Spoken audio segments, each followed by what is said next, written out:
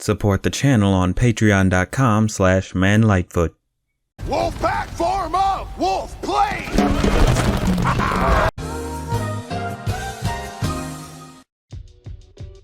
Oftentimes there's a movie you watch you think is so good but feel it's criminally underrated. Let's face it, we all have some. We've seen so many movies get the props they deserve, even those that probably didn't deserve any notoriety whatsoever. Yeah, still pretty sore about that one. Be it a box office bomb or something that kind of came and went with too many people overlooking it, there's definitely some movies that could have used way more fanfare. For me, there's definitely one movie in recent history that could have been shown way more love. That being Warner Brothers' Storks. Who? You know, Storks. Came out between the start of Warner's stride of Lego movies. This just proved my point. It was a movie that played on the fable of storks delivering babies that parents would tell their kids to avoid having the conversation about sex. Think the opposite of that one scene from the Addams Family Values. Our parents are having a baby too. They had sex. It sadly was a film that came and went and sadly didn't do that strong at the box office, with it only breaking even for the domestic side of things. It's a shame because honestly, this is a very funny movie that got the short end of the stick. So I'm choosing to correct the record and showcase just how much people missed out on this feathery gem. Seriously, why was Fan 4 Stick made?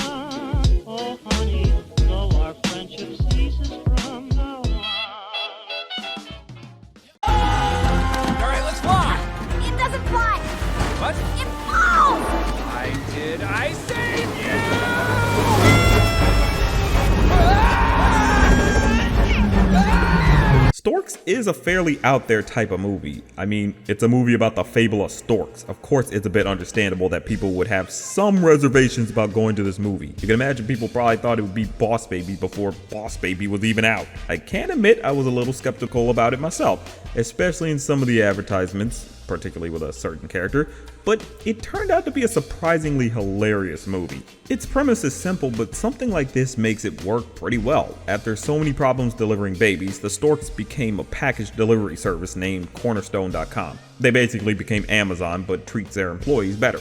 You know why I built my office entirely out of glass, even though birds can't see glass? I do not. Power move. 1,000 times better. Shots fired! One human named Tulip, who wasn't able to be delivered due to an incident, grew up and became an accident-prone employee for the company. When she's put in charge of the letter sorting department, she ends up causing a new baby to be made through their baby-making device. Just roll with it. Now her and a stork named Junior must venture out to deliver the baby to the parents that requested her. Now that definitely sounds way out there than you would expect, but the lore doesn't get too complex from that. But something that I appreciate about this is how imaginative it is. It sounds like a very out there premise, but it thankfully works to make a fairly original idea. Sure, it's in that 2 men and a baby sort of vein, even though it's a girl, a stork, and a baby, so it's original. So neat. But one thing that keeps things good is the characters. Junior is a semi-yes man who aims to reach the position of boss in the company, or as the current boss Hunter puts it,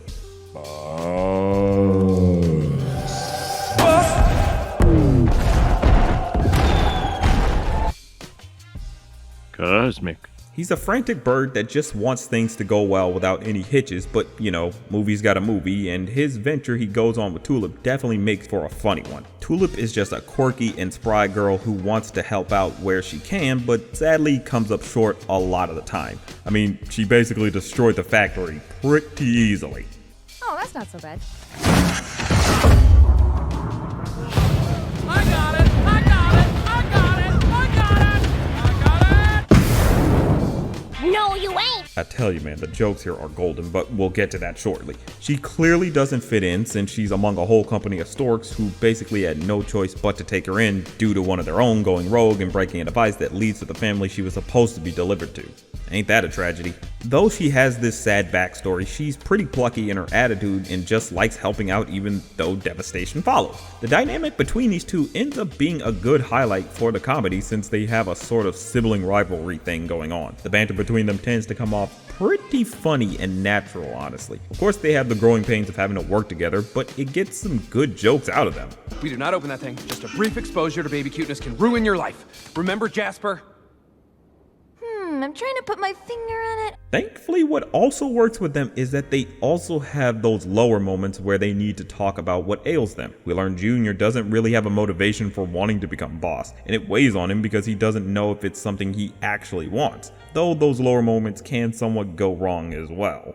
We're having a good time together. Why do you want to be boss? Why do you want to be boss? Jesus Christ.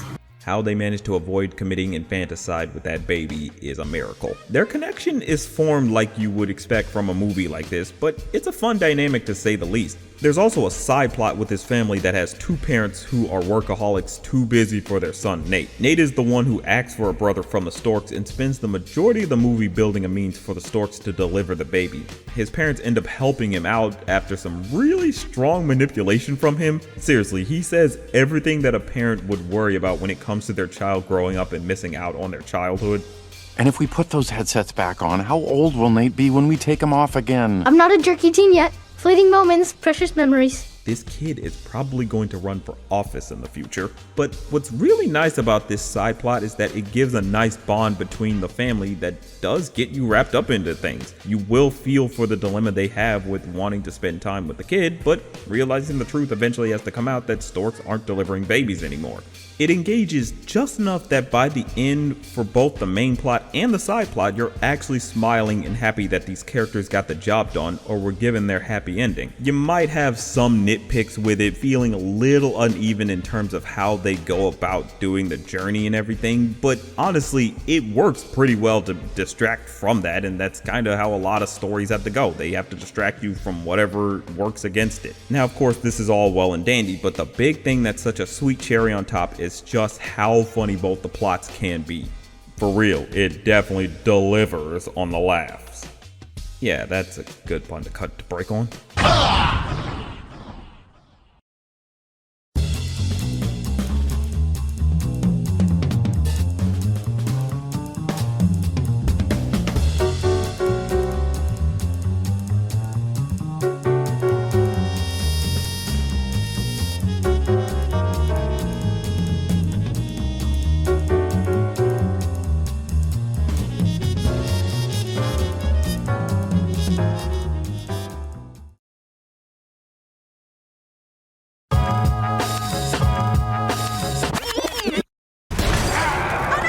I'm panicking. Right again. Left, I mean. Left, right, left, right, Rolf. I mean,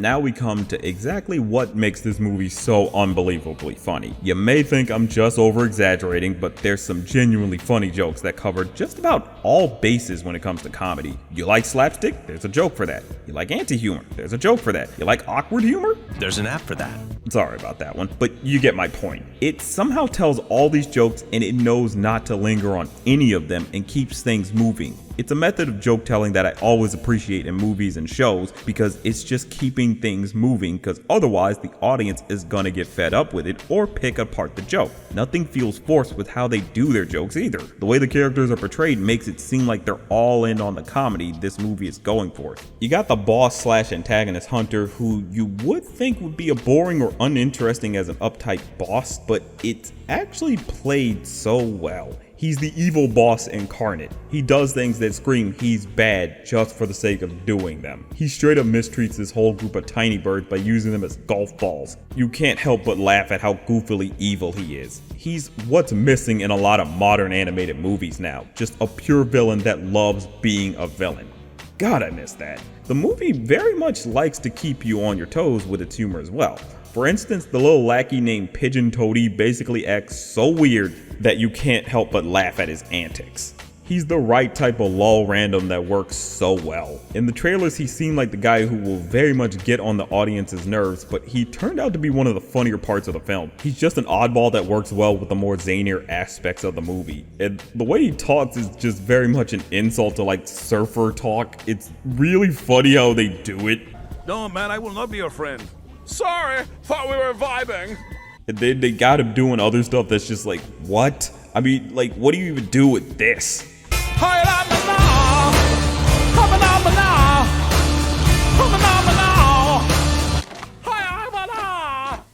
You can't help but laugh at how they did this. The one thing that plays into the humor pretty well is the animation. It goes for a fairly distinct enough style with its more soft textures. But thankfully that softness becomes solid when the slapstick kicks in. There's a great solidness in the impacts that happens to the characters that lets you feel how much pain they're in. Yes, I enjoy characters feeling pain. It builds character. Well, in this case it breaks characters.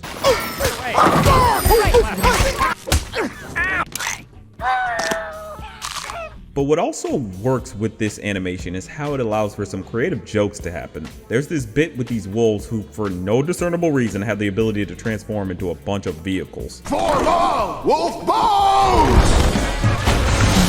That's improbable! Wolf pack, form all submarine!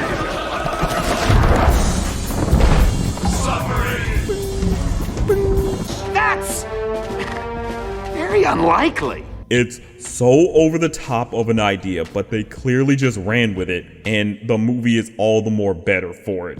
Just the little details they add to all the things they create is impressive, as it is hilarious. Like, they create a whole suspension bridge when they didn't even need to do that. They could have just laid on like a line and ran across, but they decided to go the extra mile, and it's like, okay, I appreciate you, movie, for going that far. You didn't need to, but you did, and you deserve props for it. You get such great jokes that honestly feels reminiscent of old Looney Tunes with its great sense of timing. They even do jokes that are funny from just the editing standpoint. Let me show you how to fly this. Hello? I'm a bird. I'm pretty sure I know how to... Ah! I was wrong! I was immediately wrong! There's great delivery from characters that's also thanks to the great voice work on display. Andy Samberg, who plays Junior, is a hit with each line he has. I'm not always on board with celebrity voice castings, but Andy is someone who knows how to put energy into a voice performance. He does pretty well here. Kelsey Grammer, of course, knocks things out of the park because it's freaking Kelsey Grammer, come on. Even some more not too well-known talent like Katie Crown, who plays Tulip, is very funny with her lines. There's so many cogs in this machine that makes it function so well. Storks is one of those gems that needed way more attention than when it was released. It by no means should fall to the wayside. It's one of Warner Brothers' funniest animated films in recent years. You got good characters that are very memorable. They can even have simple but nice emotional moments. It's written in a way that accentuates how the humor can be done in this 3D animated medium. Let's face it, 3D animation isn't exactly presented the strongest when it comes to slapstick animation, but here it's done excellently. But that's coupled with the good timing on the verbal jokes that might leave you on the floor. It does things so well that honestly it makes sense for it not to go for a sequel. Everyone's story wraps up pretty well to the point that seeing any more from this world would be unnecessary. It's a great one-off film that should be given more attention. It's available currently to watch on Netflix, so you should definitely go watch it when you can. But that's just a thought.